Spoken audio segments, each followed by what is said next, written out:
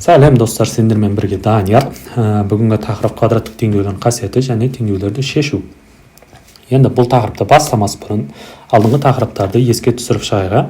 Бізде алдыңғы тақырыпта квадраттық теңдеудің анықтамасы, дискриминанттың формуласы және фет формуласымен танысып шықтыңдар. ax квадрат плюс bc bx кубит қосылған с тең 0 болады. Осындай квадраттық теңдеулерді қарастырып жатырмыз. Енді бізде квадраттық теңдеудің қасиетіне тоқталайық.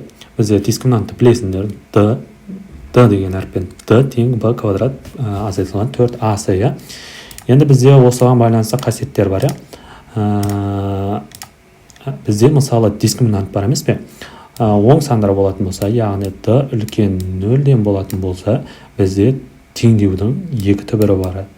Яғни бұның теңдеудің, мысалы ax квадрат деген сияқты осы теңдеудің екі түбірі болады деген сөз, екі жауабы болады деген сөз. Дискриминант егерде 0 болатын болса, бізде ол теңдеудің бірақ қана жауабы болады. Бір ғана түбірі болады. Және де бұны былай айтады. Бірінші түбір, екінші түбірге, яғни түбірлері тең болатын жағдайда тап деген сияқты сондай беріп қояды. Егер дискриминант бізде 0-ден кіші болатын болса, яғни дискриминанттың мәні минус сандарға тең болатын болса, бұл кезде бізде теңдеудің жауабы жоқ деп қарастырамыз. Жақсы ма? Енді бізде вет теоремасы бар. Вет теоремасын өздеріңіз білесіздер. x1 қосылған x2 тең болады минус b бөлінген a. x1 көбейтілген x2 тең болады с бөлінген a. Бұл жерде x1 мен x2 деген теңдеудің жауабы. Мысалы, мынандай есептер болуы мүмкін. Квадраттық үш мүшені көбейткіштерге жіктеңіз деген сияқты. Мысалы, бізде осыны ax квадрат қосылған bx қосылған с деген сияқты теңдеу беріп қойған. Осыны көп мүше көбейткіш ретінде жіктеңіз деген сияқты берілсе, бізде жақшаны ашамыз. x азайтылған x1 x азайтылған x2 ретінде жазып қоямыз. Мысалы, бұл жерде енді қарасаңыздар, осылай жазуға болады. Бұл жерде енді аның коэффициенті бірге тең болған жақсырақ.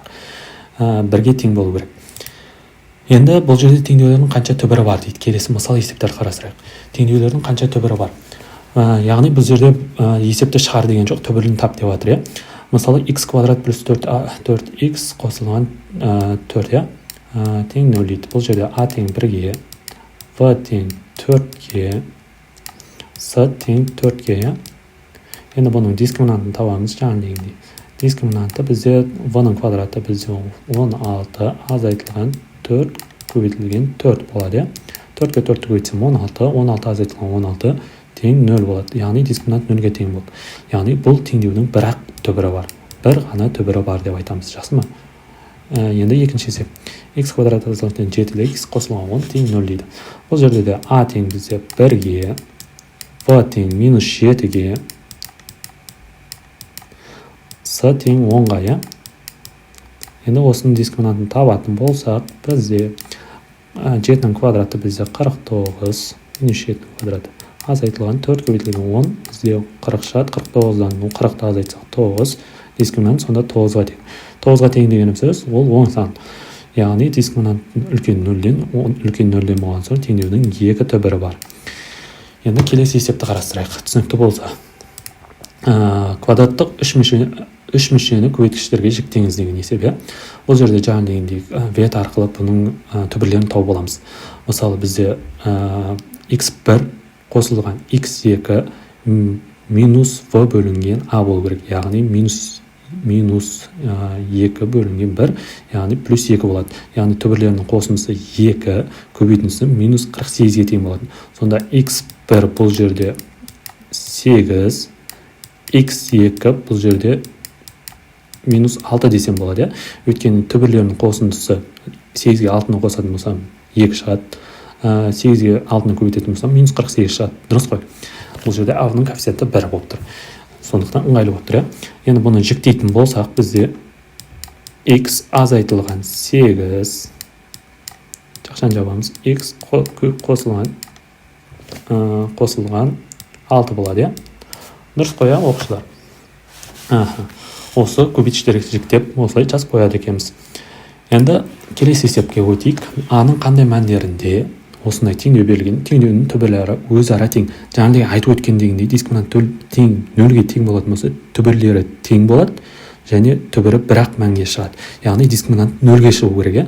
Яғни бұның дискриминантын табатын болсақ, бұл жерде бізде v деп тұрған 2 ғой, 2a, 2 көбейтілген a, осының квадраты бізде 2, яғни осыны сразу жазып кетейік, оқушылар. 2-ның квадраты бізде қанша? 2-ның квадраты бізде 4-ке тең болады. 4 жақшаның ішінде a квадрат, оны жақшаны ашатын болсақ, қосылған 4a қосылған 4. Азайтылған 4 көбейтілген 4a-сы. Ол жерде a дегеніміз a плюс 2-ке тең болады. a плюс 2-ке. С дегеніміз 2-ке тең болады. Осыны арқары шарып кетеміз. Енді жақшаны ашайық. 4a квадрат қосылған 16, 16a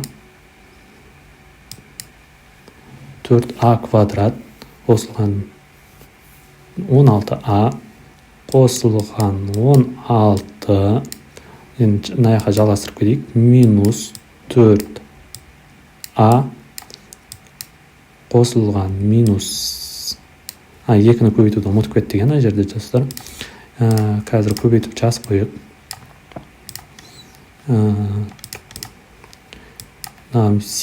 Минус 8a минус 4, 8, минус 16 шығады. Енді осыны шығаратын болсақ, 4a квадрат, бұл жерде сол өзі қалады, өйткені бұдан басқа a квадрат деген мән жоқ. 16-дан 8-аны азайтсақ бізде плюс 8a шығады. Сосын минус 16 плюс 16 тең 0 болып кетеді. Енді біз осыны тең 0-ге деп қарастыру керекпіз. Енді бұл жерде осы тең 0-ге деп қарастыратын болсақ, a тең бұл жерде біреу 0 болады. Енді 4a-ны шығарып жібердік қой, сөзі a тең 0 болады. Сөзі a қосылған 2 тең 0 деген қарастырамыз. a тең минус 2-ке тең болу керек. Бұл жерде енді a-ның орындарына мәнді қоямыз. Сөзі бізде мынандай шарт бар ғой, a алдында коэффициент бар емес пе? a тең болмау керек 0-ге деген сияқты. Квадраттың анықтамасы бойынша. Сөзі a тең 0-ге болмау керек. a-ның орнына 0 қоятын болсам, менде мынаяқта 2x квадрат болып кетеді. 2x квадрат қосылған 4x қосылған 2 тең 0 деген шығады. Сосын a-ның орнына минус 2-ні қоятын болсам, мына жер 0 болып кетеді. Сондықтан мынау a тең минус 2-ке деген жауапты қарастырмаймыз. Сонда тек қана жауабы a тең 0-ге болу керек деп қарастырамыз. Жақсы ма? Осылай орындарына қою керекпіз. Өйткені анықтамаға сәйкес келе ме деген сияқты сұрақтарға жауап беру керекпіз. Енді бізде осындай өзіндік жұмыстар бар, достар. Бірінші есеп бізде модуль. Бұл жерде кеңесіретін айтайын, бізде модульдің ішінде плюс-минус деген таңбамен шығарамыз. Яғни бұның бұлай теңдеуді оң жағына өткізсек, плюс-минус 3-ке тең қарастырсақ болады. Сол жақты қарастырып шығамыз. Сосын екінші есеп жаңағы біздің шығарған есебімізге ұқсайды. Сосын алдыңғы шығарған есептерге ұқсайды. Осы есептерді өздеріңіз шығарып көріңіз. Қазір осы видеоны тоқтатып, енді сәттілік, достар. Шарт болған болсаңыздар, енді бұл жерде жауаптарына сәйкестіріңіз. Барлығы түсінікті деп ойлаймын, достар. Назарларыңызға рахмет сіздерге. Тақырып өте жеңіл.